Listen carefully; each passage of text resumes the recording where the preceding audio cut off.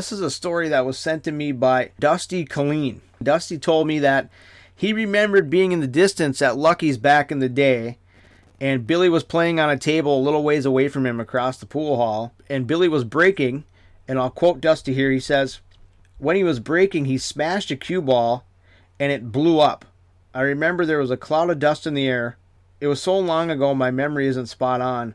I remember most about him is his strut around the table and just his total confidence when playing. And absolutely, his confidence was off the charts.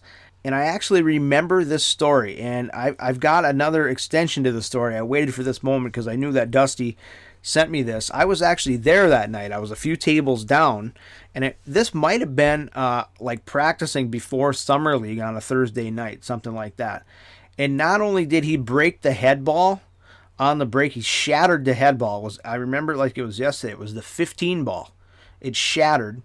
Okay, they went and replaced it. They got it all cleaned up off the table. They replaced it. He re-racked the balls. A different ball was placed into the rack. He broke again, and it shattered again.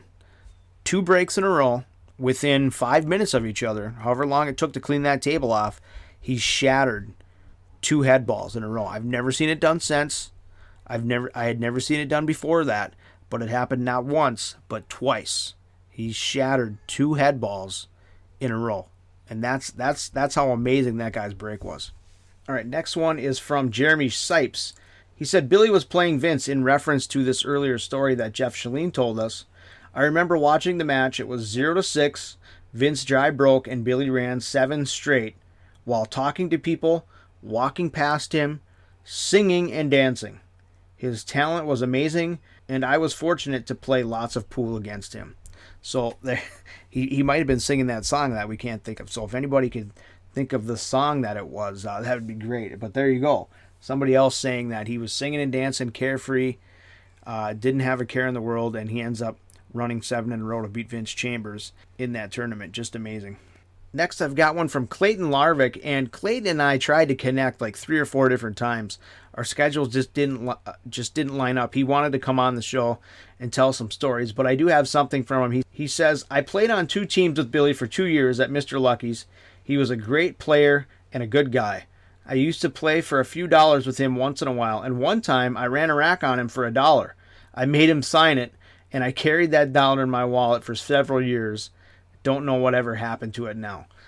So yeah, he ended up beating him one time, and he made Billy sign the dollar. That's pretty cool. Thanks, Clayton, for sharing that. And I wish we could have gotten connected here. I'm glad I had that story to share. Next one is from Sean Quist. Now, forgive me, Sean, if I mispronounce your last name. I've never actually heard it pronounced, but I think it's going to be Quist. So Sean Quist says, Billy taught me how to jump. I can still hear him telling me to drive it through the felt. I also recall someone saying he put a grid on his pool table at home and could put the cue ball anywhere within a quarter.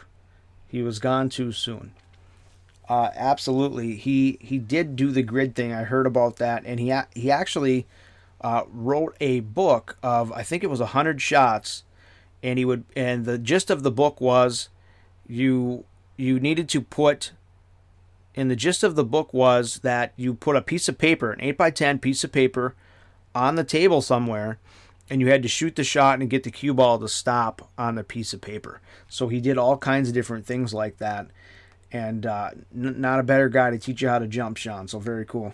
Okay, couple more here. This is from Forrest. I have a lot of great memories of Billy, but I can't think of any that are necessarily appropriate to share. He had a sense of entrepreneurship. He was a great pool player. We would play for shits and giggles. I beat him a few times, but I honestly think he would just let me win. When we would play doubles, I would choke so bad, and he would always pick up my slack and win. He was a great friend. He goes on to say, I feel like this paragraph is a disservice to the 15 years of friendship, but I feel like there is a lot I can't talk about. Just know he was a great friend, and I thought very highly of him. Really cool. Thanks for sharing that, Forrest. And the last one here is from Aaron Nelson. Aaron says, I was his friend for a few years. My favorite story is when he accepted a $500 bet in a 3-5 race with me, and he agreed to play one-handed behind his back.